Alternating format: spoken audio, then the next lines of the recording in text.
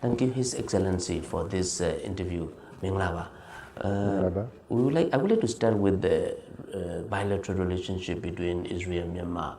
What would you say are the main sort of priorities for the bilateral relationship between the two countries?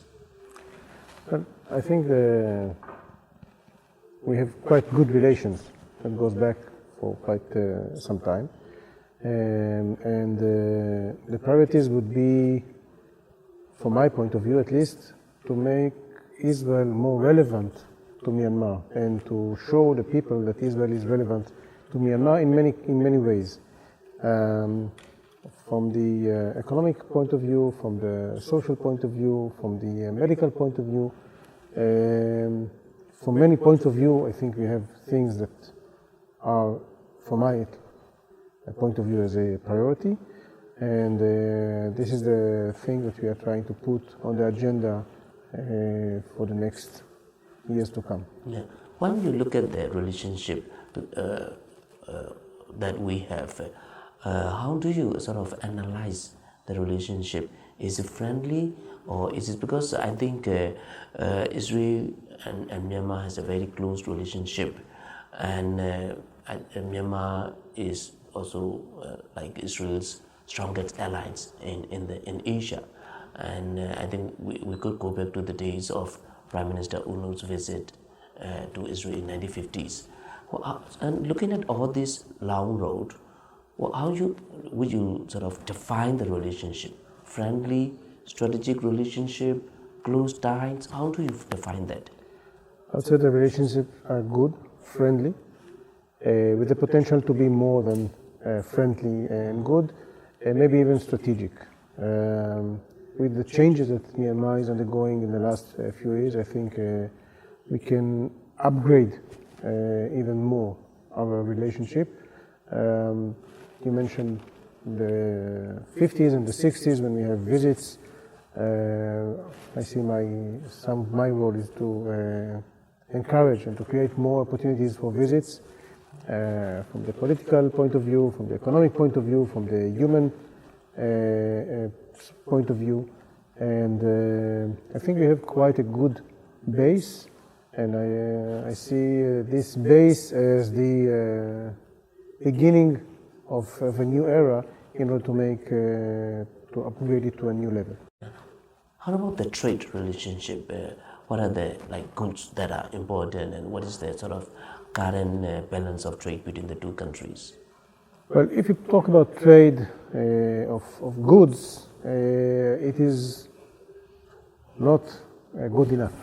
Yeah. From the point of view of trade, we have in 2015, the initial numbers that I have are about $19 million of export from Israel, and about a bit more than 2 million from Myanmar to Israel. From the Israeli point of view, is some 50% more than we had in 2014, and I hope that you shall have more trade and economic relation in the future. I'm not talking only about export, I'm talking about economic relations, because I think it is never one way. It always has to be two ways, and I think we also encourage, and we see it with a very positive light, more export of Myanmar to Israel, of agricultural products or other things.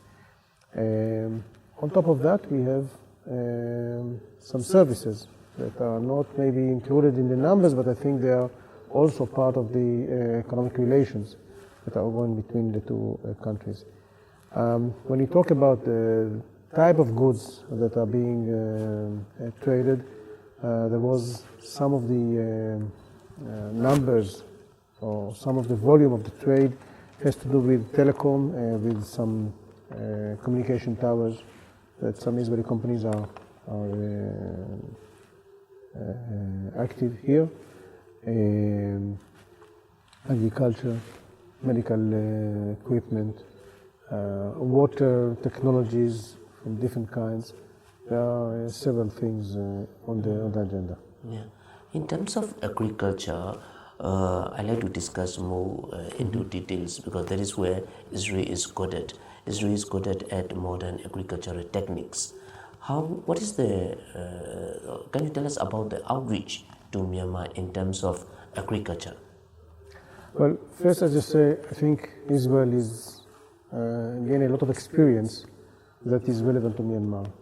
We live in an area that is arid and semi-arid, and the whole Israel could be considered as a big dry zone. So the technologies that we developed in order to overcome the problems of lack of water and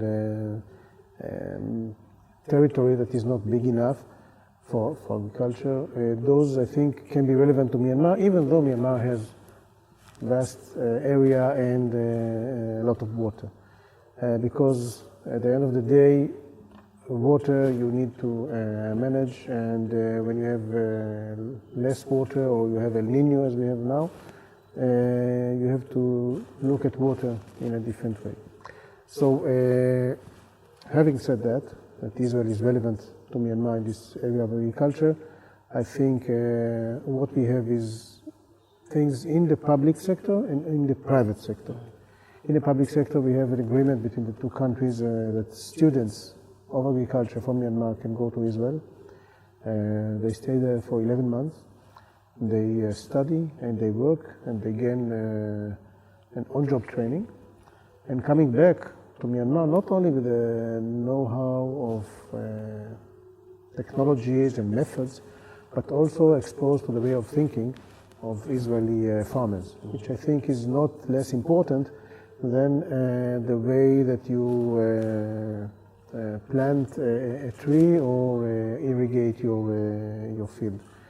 And this has to do with overcoming problems and looking at innovations and looking of improving, constant improving of the way you do things in order to make more things with the same resources or sometimes even with less resources.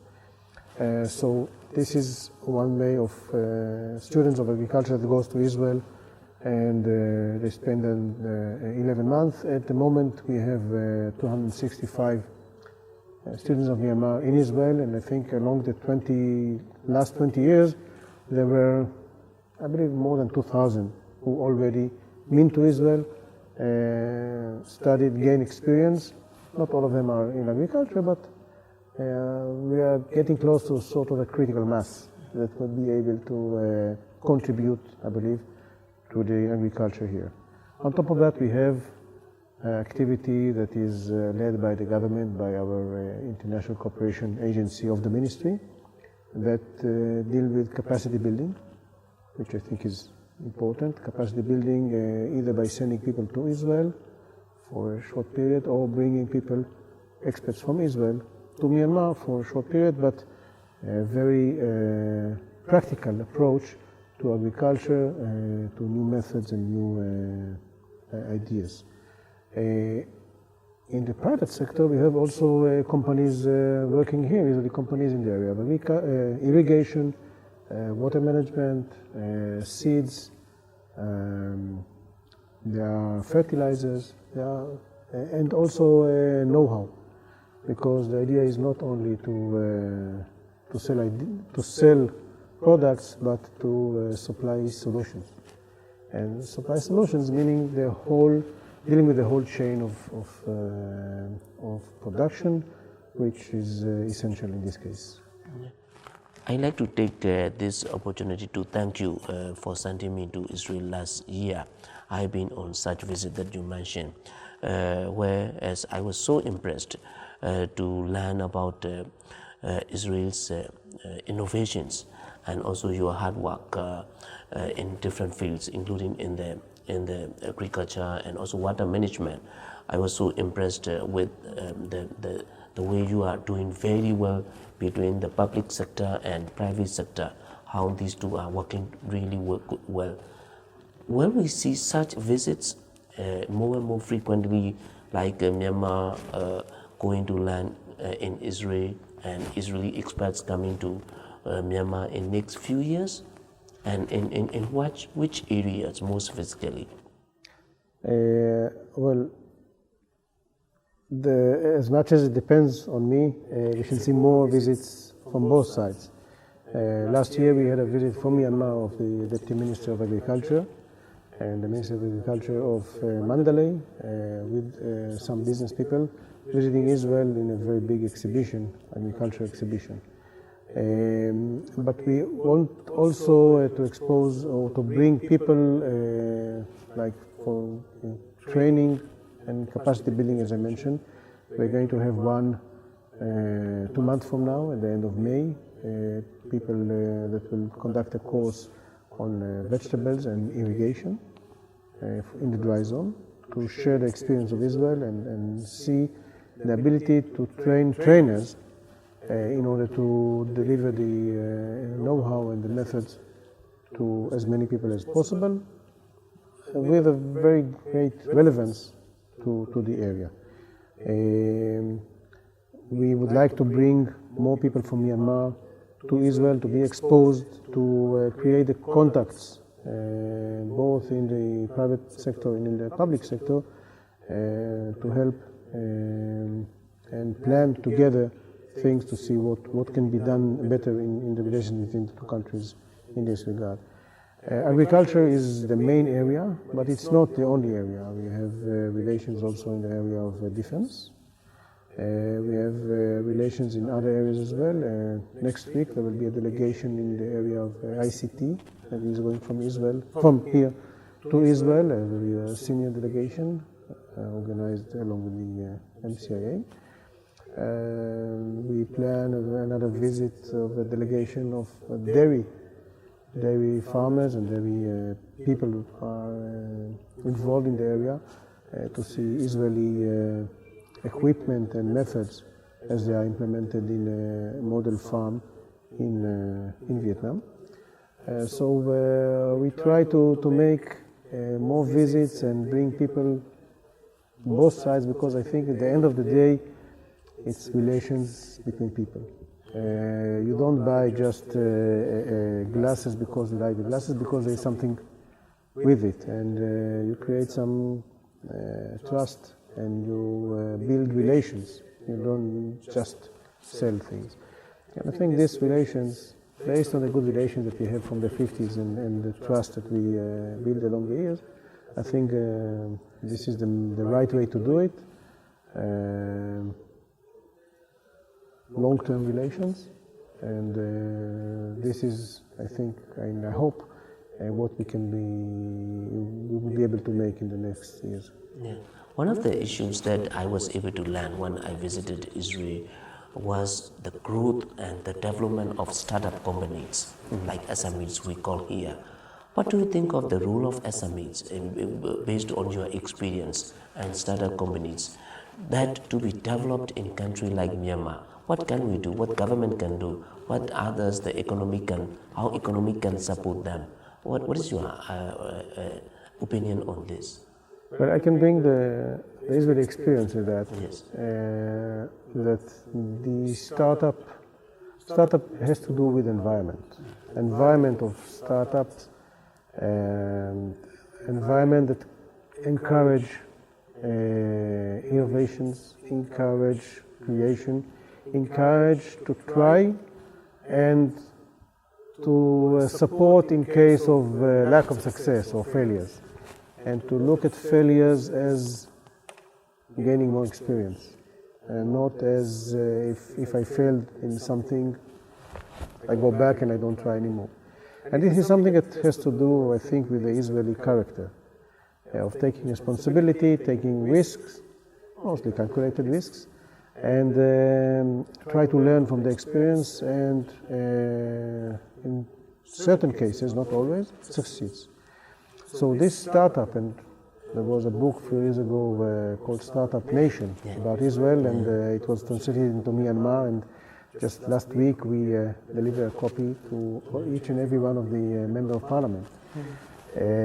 Because I think it is relevant to Myanmar as a country that is under constant change, especially in the last few years. So maybe this kind of experience can be relevant in a way to Myanmar. And most of these startups started as SMEs. Some of them grew up to be big companies, but very few. The majority are either small or medium-sized companies based on an idea and being developed into a product and succeeding. We are planning to have here, along with the Myanmar Computer Federation, a contest of startups. We shall announce it quite soon, asking for young entrepreneurs, young or not so young entrepreneurs, to introduce startups, and we shall be collaborating with the MCF and with the Ministry of Education, I think, which is responsible on science and technology, and maybe another one or two entities. And the one that will be selected will be invited to Israel to participate in a week of events that relate to startups. So it's going to be, I think, a good exposure to Israel in Myanmar and to Myanmar in Israel, to bring people that are in the scene of startups, people that have experience, people that will gain experience, and will be exposed to the way things are being done in other places. And I think sharing this information and seeing the example and comparisons from other societies and from other systems, it's something that is that can open a mind and contribute to the economy, to the society. We have an issue of capacity building in Myanmar. Israel has got a very good success in training programs in neighboring Thailand. So when you see sort of to get that kind of success in Myanmar, what can you do, and do you think there will be a kind of a good training program of Israel in Myanmar? Well, I would like to prepare such a program or to conduct such a program. The thing is, I think Myanmar today is not in the place of Thailand years ago, and the whole region is in a different place. And we see here a lot of involvement from Japan, from JICA, and other, from Korea, from Australia, from the European Union, United States. There's a lot of activity here, so in a way it is somewhat difficult to Israel, for Israel to find a niche where it can be effective and significant. I mentioned the arid area and the arid zone, and in agriculture and water management. I think this is something that is being done in Israel in a very significant and special way. And the training of people in this area, I think, can make some change, some effect. But I think you cannot copy-paste from one country to another country. Myanmar is not Thailand, and even Israel 20 or 30 years ago is not the same Israel as today. Things are changing, and you have to be to adapt yourself and adjust to a current condition, current situation. But I hope, and I will make the effort to bring as much experience and relevant know-how from Israel to Myanmar. The thing is, without underestimating anyone else, you can get money from different sources, but know-how is something unique, and you cannot get know-how from any source. And in certain areas, the Israeli know-how is unique, and I think this is the sort of advantage that we have. We would like to bring our know-how and our ideas to Myanmar, and I think ideas nowadays worth sometimes more than money, because they can make a change, and to get ideas is more difficult than to get money. When we look at the agricultural sector in Myanmar, in your opinion, what are the main challenges that we have for the agricultural sector? Well, I think one big challenge is how to modernize the agriculture without damaging the social fabric of Myanmar. I mean, if you have a country of 60 to 70% of the workforce living out of agriculture, when you talk about modern agriculture, you need less labor force. This is somewhat of a challenge, how to modernize your agriculture, produce more, but keeping without creating a social problem of people getting out of the circle of work. So this is something that is more on a very macro level. Other thing I would think is to improve the chain or the value chain in the area of agriculture,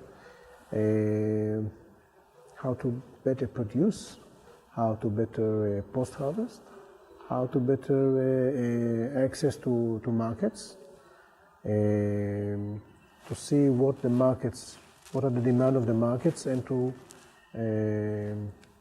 adjust your production to what the market is looking for. I mean, you have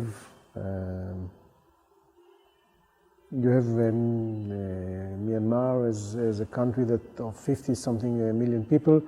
It needs to produce its own food. But if you want to produce your own food and have surplus in order to export it to the world, then it needs, as I said, a better production and better arranging of the system. I was just talking 2 days ago to a person heavily involved in post-harvest technologies. And he said that he is producing machines for the post-harvest phase. And just by better sorting, by, let's say, quite sophisticated machines, better sorting of large quantities of mango or avocado or other things, you can improve your production or the way that you earn from your production by several percents. And if you're talking about large quantities, a company that bought a machine for $500,000 is getting a delta of $4 million more because the technology is better. So this is something that you have to take care of all the chain of the value in agriculture, and I hope this will be possible. You mentioned the capacity building, which is something that need to be improved, and something that I think we also can be a part of the solution or part of the contributing to this issue. Being of agriculture background myself, I know that farmers are conservative. It's not easy to introduce new methods, new technologies to farmers. They have to see the proof. They have to see what's the result. How do you? You cannot sell stories to farmers. You have to prove. And this is another challenge of how to really introduce and make things possible and real for the farmers. We're planning to collaborate on a demonstration farm that is going to be in the dry zone, either with the private sector or with another government, but to show that it's possible to use better techniques, better technologies, and to get much better results with it. And I hope we shall be successful in that. So the keys to the success of Myanmar's agricultural sector looks like for example, know-how, technology, and machineries. But Myanmar lacks in some ways of this. Well, what could the two countries do? Either the Israel can support these, or what could the two countries do to get this kind of know-how and technology and machinery that Myanmar agriculture sector is in need of?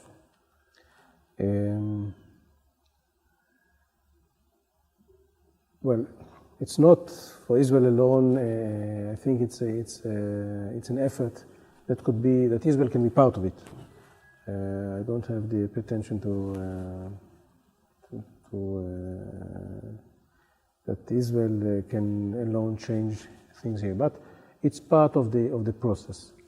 And by bringing, as I said, the students from Israel who are gaining experience and exposed to modern methods, bringing experts here, we have plans to bring more and more experts to Myanmar. Myanmar is becoming a priority within our agency of